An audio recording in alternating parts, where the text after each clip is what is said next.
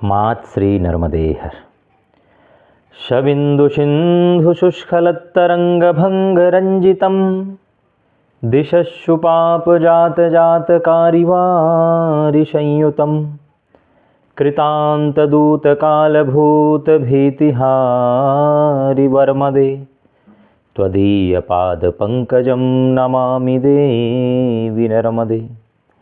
वसुदैवसुतं देवं कंसचाणूरमर्दनं देवकी परमानन्दं कृष्णं वन्दे जगद्गुरुं। माँ नर्मदा मैया के पावन श्री चरण कमलों में कोटि कोटि वंदन प्रणाम। भगवान श्री कृष्ण कन्हैया लाल के श्री चरणों में कोटि कोटि वंदन प्रणाम। बंधुओं, आज मैं पुनः नर्मदा मैया की एक सच्ची घटना को लेकर के आया हूँ। बंधुओं, नर्मदा मैया निरंतर अपने भक्तों की इच्छा पूरी करती हैं और अपने भक्तों को दर्शन देती हैं। नर्मदा मैया जैसे कृपालु इस संसार में और दूसरा कौन हो सकता है। जो भी 6 माह निरंतर यदि मैया के तट पर यदि वास करता है तो वो स्वयं सिद्ध हो जाता है। और इतनी कृपालु इस संसार में कौन हो सकता है कि 6 महीने केवल वास में ही उनके तट पर जो भाव के साथ यदि निवास ही 6 माह कर लिए तो वो स्वयं सिद्ध होता है। यही तो मैया का चमत्कार है। बंधुओं, आज मैं मध्य प्रदेश की एक ऐसी घटना को लेकर के आपके सामने आया हूँ, जिससे सुनकर आपके हृदय में भी भक्ति जागृत होगी और मैया के प्रति अनन्य श्रद्धा आपके हृदय में उत्पन्न होगी। यही तो मेरा उद्देश्य है। लोगों तक मैं जनसंपर्क करता हूँ, भक्तों से मिलता हूँ और उनसे जो अनुभव प्राप्त होते हैं वो मैं आप लोगों तक लाता हूँ। मेरा उद्देश्य मात्र यही है कि जब मैं भक्त की कथा को कहूँगा तो मेरा कल्याण होगा और आप लोग कथा को श्रवण करेंगे तो आप लोगों का कल्याण होगा। यही तो मेरे जीवन का उद्देश्य है। मध्य प्रदेश में नर्मदा मैया के तट पर एक भक्त का ग्राम था और उसके गांव से मात्र नर्मदा मैया 4 किलोमीटर थी, केवल 4 किलोमीटर। वो भक्त निरंतर मैया के भजन पूजन किया करते थे, निरंतर मैया की सेवा किया करते थे और वो किसान थे।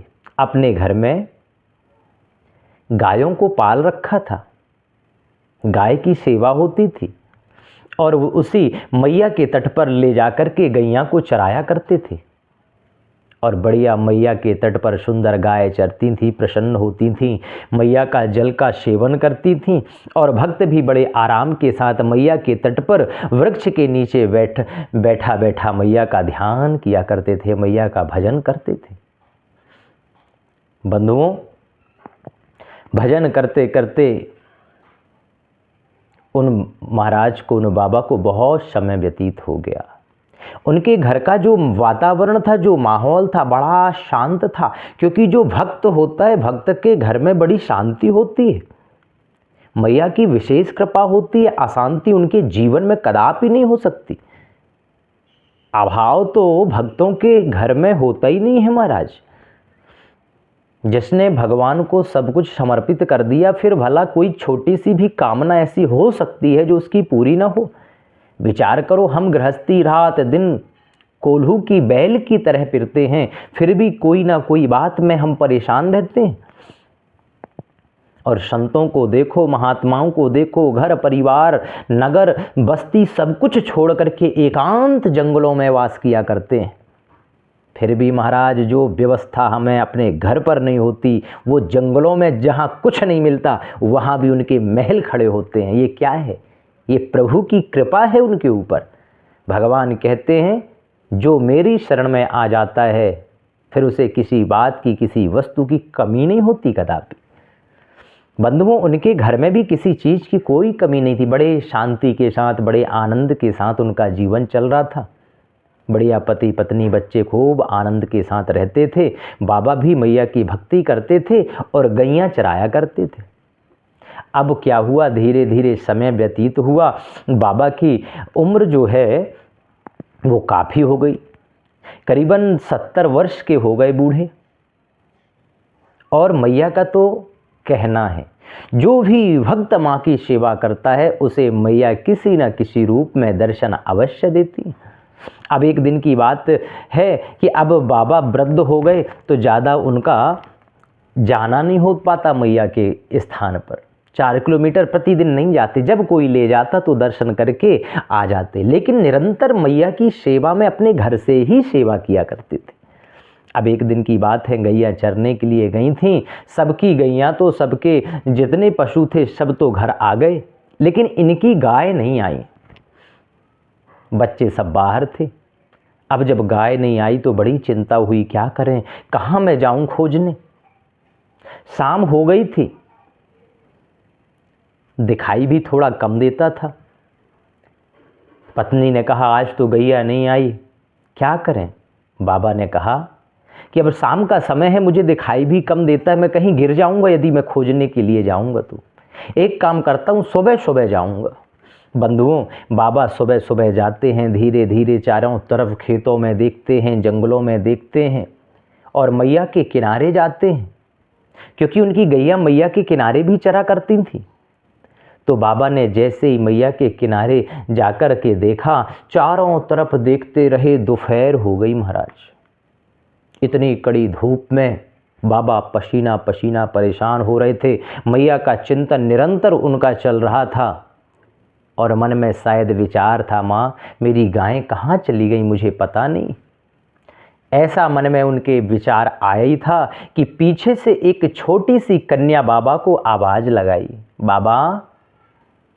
बाबा ने जैसे ही पीछे देखा, बाबा आपकी गाय नहीं मिल रही क्या? बोले हाँ बेटा, मेरी गाय नहीं मिल रही, मैं सुबह से बहुत परेशान हूँ, चारों तरफ देख लिया, कहीं मुझे पता ही नहीं चल रहा कि मेरी गैया कहाँ गई। बाबा क्यों परेशान होते हो, इधर उधर कहाँ घूम रहे हो आप तो गलत दिशा में खोज रहे हो। ये यमुना के किनारे देखो, ये जो नाला टाइप का है, जहाँ गड्ढा टाइप का है, वहाँ पर आपकी गैयाँ चल रही हैं। अब वो बाबा तो एक तो वैसे ही परेशान हो रहे थे, पसीना पसीना, दोपहर में खोजते खोजते दोपहर हो गई। महाराज वो तुरंत मुड़ करके वहाँ पर जाने लगे। उस समय उनके कोई विचार नहीं आया, क्योंकि दिमाग में टेंशन था, गैया नहीं मिल रही थी। और जैसे ही वहाँ पर गए, पास ही में था, जैसे ही मुड़ करके पीछे जाकर के देखा तो गैया तो चल रही थी। उसके बाद आश्चर्य हुआ, अरे इतनी कड़ी धूप में इतने दूर, जहाँ दूर दूर तक 4 किलोमीटर 5 किलोमीटर गांव नहीं है, ये छोटी सी बालिका कहाँ आ गई, छोटी सी बच्ची यहाँ पर कैसे आ गई। तब उनके मन में विचार आया और जैसे ही पीछे मुड़ करके देखा, थोड़ा ऊपर चलकर देखा तो महाराज वहाँ पर कोई नहीं, कोई बच्ची नहीं। चारों तरफ देखा, दूर दूर तक जाकर के देखा, उस बच्ची का पता ही नहीं चला। तब जाकर के उनको आश्चर्य हुआ, तब जाकर के पता चला ये कोई और नहीं है, ये तो साक्षात नर्मदा मैया है। बंधुओं, नर्मदा मैया अपने भक्त को जरा भी कष्ट में नहीं देख सकती हैं, यही तो उनकी विशेषता है। मैया निरंतर अपने भक्तों की स्वयं सेवा करती हैं। मैया हमेशा चाहती हैं कि मेरा भक्त हर समय सुखी रहे, हर समय आनंदित रहे। और जब अपने वृद्ध भक्त को जब मैया ने देखा कि मेरा इतना वृद्ध भक्त आजीवन मेरी तपस्या किया है, आजीवन मेरी सेवा किया है, आज इस अवस्था में दोपहर में भटक रहा है अपनी गैयाओं के लिए, तो महाराज स्वयं उनकी गैया को खोज करके बता देती हैं और उनको प्रत्यक्ष रूप में मैया ने दर्शन दिया। एक कन्या के रूप में दर्शन दे करके अपने भक्त को कृतार्थ किया महाराज, अपने भक्त का कल्याण किया। ऐसे चमत्कार प्रतिदिन नर्मदा तट पर होते हैं बंधुओं।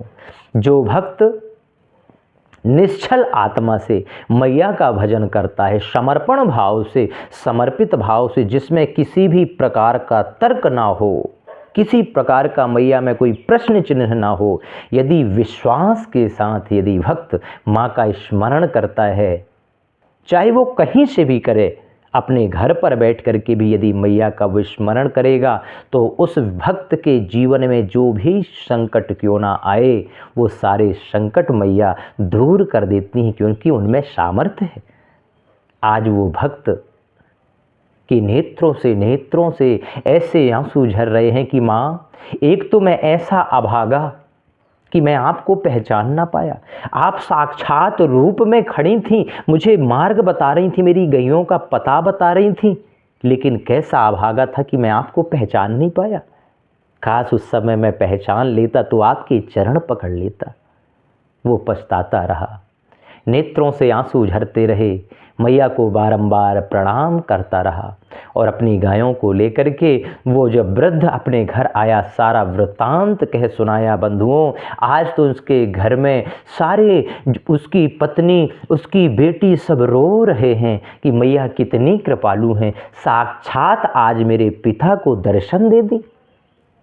भक्त तो पहले से थे ही पूरा परिवार, और ज़्यादा मैया के प्रति श्रद्धा बढ़ी और ज़्यादा भक्ति बढ़ी महाराज। ऐसा भक्ति, ऐसी भक्ति बढ़ती रही कि अंत तो गत्वा महाराज पूरा घर मैया की सेवा में निरंतर लग गया। सब तरफ से ध्यान हटा करके पूरा घर मैया को समर्पित हो गया। मैया की सेवाएं चलने लगी, परिक्रमावासी की सेवा भी करने लगे और ऐसी सेवा करने लगे महाराज कि आज जो है मैया की कृपा से किसी चीज़ की उनके घर में कमी नहीं है। बढ़िया सुंदर परिक्रमावासियों की वहाँ पर सेवा होती है।